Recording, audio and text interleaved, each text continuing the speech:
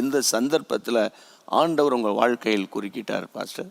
என்னுடைய வாலிப நாட்கள் எடுத்திங்கன்னா வாழ்க்கையில் ரொம்ப ஒரு சோதனையான ஒரு காலங்களை நிறைய சந்திச்சிருக்கேன்.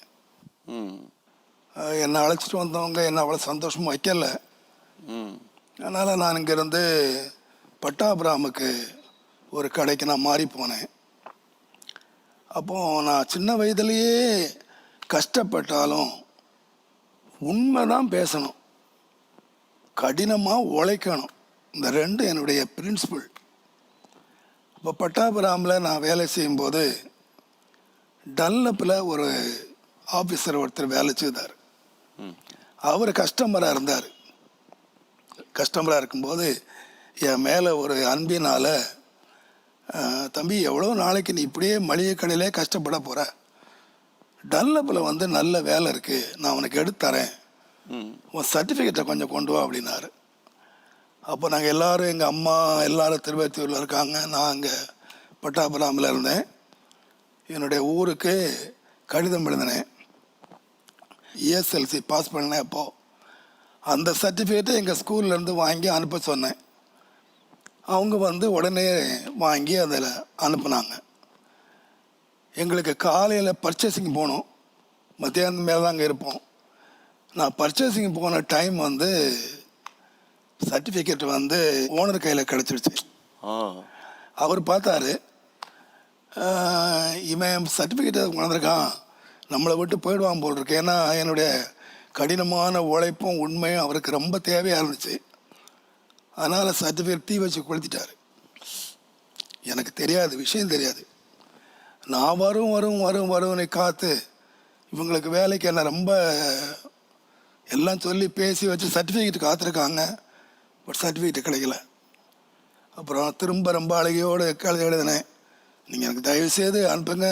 அவங்க சொல்லுங்க அனுப்பிட்டேன் அப்படின்னு சொன்னால், இல்லை எனக்கு வரல. அப்போது இந்த மாதிரிலாம் ரொம்ப கான்டாக்ட்லாம், ஃபோன் கான்டாக்ட்லாம் இல்லைல்ல. அவங்க திரும்ப கஷ்டப்பட்டு டூப்ளிகேட் வாங்கினாங்க. அதுவும் என்னோடய அதிர்ஷ்ட நேரம், நான் இல்லாத வேலையில் கிடச்சி அதையும் அவர் எரிச்சிட்டார்.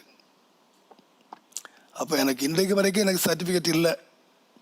நான் படித்த சர்டிஃபிகேட் இது வரைக்கும். ஆனால் பின்னால் காலத்தில் தான் எனக்கு தெரியும், இந்த மாதிரி நம்ம உண்மையாக இருந்து உழைச்சதுனால சர்டிஃபிகேட்டே போச்சு அப்படிங்கிறது பின்னால் தெரிந்து நான் ரொம்ப வருத்தப்பட்டேன். அவர் மேலே ரொம்ப கோவப்பட்டேன்.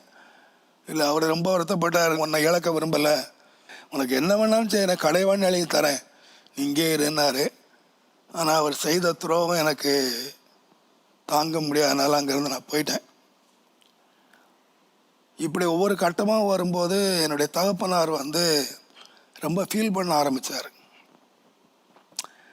நம்முடைய தீய பழக்கத்தினால் நம்முடைய பிள்ளைங்க நமக்கு முன்னாலே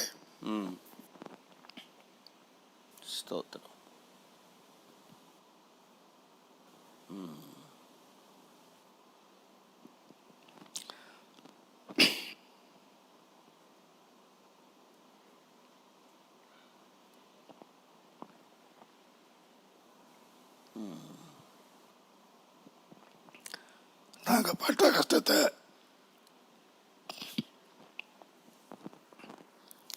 அவரால் தாங்க முடியலை. அதில் மறைச்சு போயிட்டார். அப்பா திடீர்னு ஹார்ட் அட்டாக் ஆகி மறைச்சு போயிட்டாங்க. அப்பா வயது என்ன இருக்கும்? இருக்கலாம் ஒரு 65. ஓகே. ஆனால் அவர் குடிகாரரை தவிர அவரை போல ஒரு அன்புள்ள அப்பா, ஒரு கண்டிப்பான தகப்பன்